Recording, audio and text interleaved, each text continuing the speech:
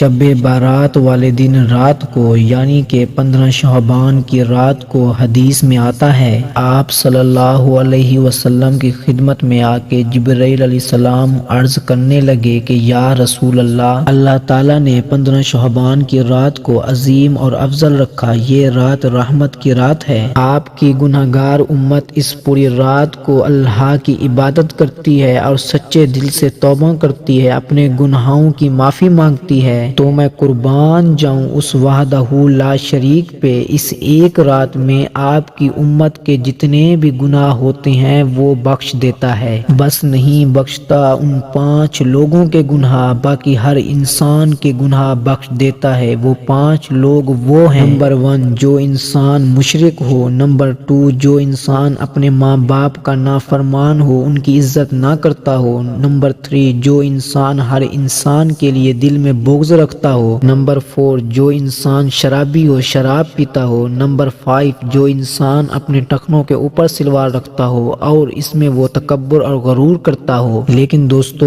آپ ایک بات جان لیں، یہ حدیث ضعیف ہے اور ان 5 لوگوں کے علاوہ شب بارات کی رات اللہ پاک ہر مسلمان کے گناہ بخش دیتا ہے۔ لیکن پیارے دوستو آپ اس بات کو یاد رکھیں، یہ حدیث ضعیف ہے، لیکن حدیث صحیح وہی مانی جاتی ہے جو صحیح ہو، لیکن یہ حدیث صحیح نہیں ہے، یہ ضعیف ہے۔ جو ہر روز ٹی وی پر روایات دکھاتے ہیں ہم وہی بتا رہے ہیں، اسی لیے یہ حدیث ضعیف ہے۔ پیارے دوستو آپ کو پھر بتاتا چلوں کہ یہ حدیث ضعیف ہے۔ جو لوگ نظر بد، جادو اور جنات کا علاج کرتے ہیں، ان باباؤں کا یہ کہنا ہے کہ شب بارات والی رات کو نظر بد اور جنات کا جادو ٹوٹتے دیکھا، جس کا علاج کرنا بہت ہی مشکل تھا۔ اسی لیے نظر بد کے علاج کا طریقہ کچھ یوں ہے: آپ نے آدھی بالٹی پانی کی بھر لینی ہے اور دونوں ہاتھ آپ نے اس پانی کے اندر ڈال دینے ہیں۔ بسم اللہ مکمل پڑھنے کے بعد 1 مرتبہ درود شریف پڑھنا ہے، 3 مرتبہ آیت الکرسی پڑھنی ہے، 3 مرتبہ سورۃ فاتحہ پڑھنی ہے، 1 مرتبہ آخر میں آپ نے پھر درود شریف پڑھنا ہے اور 7 مرتبہ سورۃ اخلاص پڑھنی ہے اور 3 مرتبہ سورۃ ناس، سورۃ فلق پڑھنی ہے۔ آپ نے اس بات کا خیال رکھنا ہے کہ اس پانی کے اندر آپ نے ہاتھ رکھنے ہیں، پھونک نہیں مارنی، اور اسی پانی سے